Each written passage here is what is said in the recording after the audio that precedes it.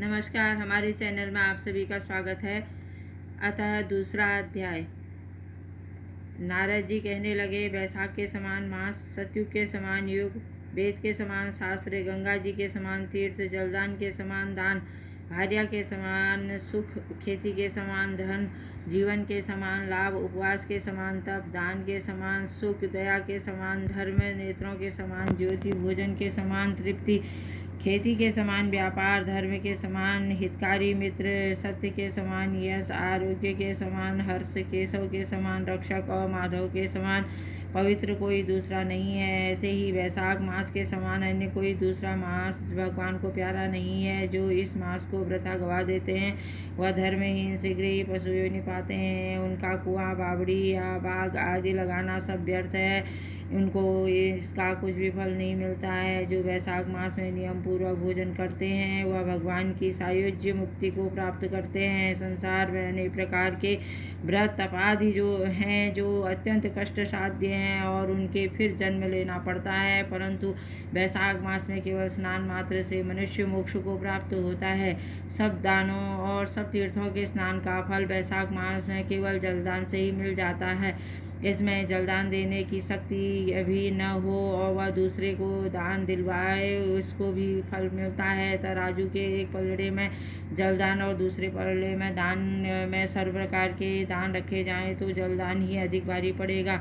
जो पति के लिए प्याऊ लगवाता है वह अपने कई कुलों का उद्धार करता है। प्याऊ लगवाने से पितृ देवता और ऋषि सब अत्यंत प्रसन्नता को प्राप्त होते हैं। अगर बल की इच्छा हो तो जलदान, छाया की इच्छा हो तो छतरी, पवन की इच्छा हो तो पंखा वैशाख मास में दान दें। वैशाख मास में जल, छतरी और पंखा सबसे उत्तम दान है। जो वैशाख मास में भगवान ब्राह्मण के कुटुंब के लिए घड़े का दान करता है वह चातक की योनि को प्राप्त होता है। जो प्यासे को जल पिलाता है वह राजसूय यज्ञ का फल प्राप्त करता है। जो धूप और पसीने से व्याकुल ब्राह्मण पर पंखे से हवा करता है वह सब पापों से मुक्त होकर गरुड़ के समान हो जाता है। और ब्राह्मण को पंखा दान न करने वाला अनेक प्रकार के वात आदि रोगों से दुखित होकर नरकवास करता है। जो थके हुए ब्राह्मण पर कपड़े से भी हवा करता है वह पापहीन होकर भगवान की सायुज्य मुक्ति पाता है।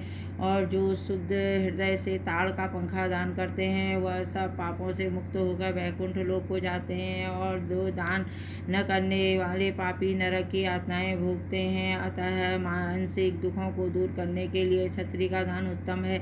जो कोई इस मास में छतरी का दान करता है उसको छाया करता है, उसे महाक्रूर पिशाच होकर जो दान नहीं करता है वह पिशाच उनमें वन में फिरते हैं।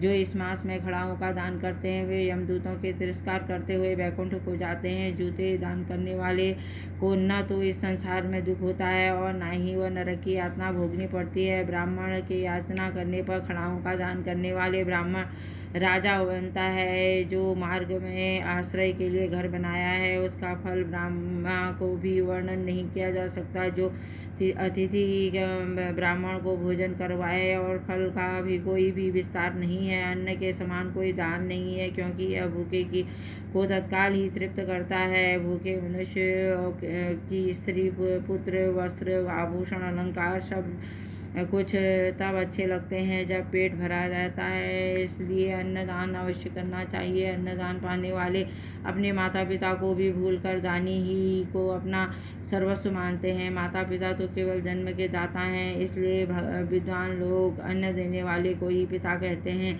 हे राजन, अधिक क्या कहूँ, अन्नदाता में ही सर्वधर्म निवास करते हैं। वैशाख मास महात्मा का दूसरा अध्याय। तत्सत।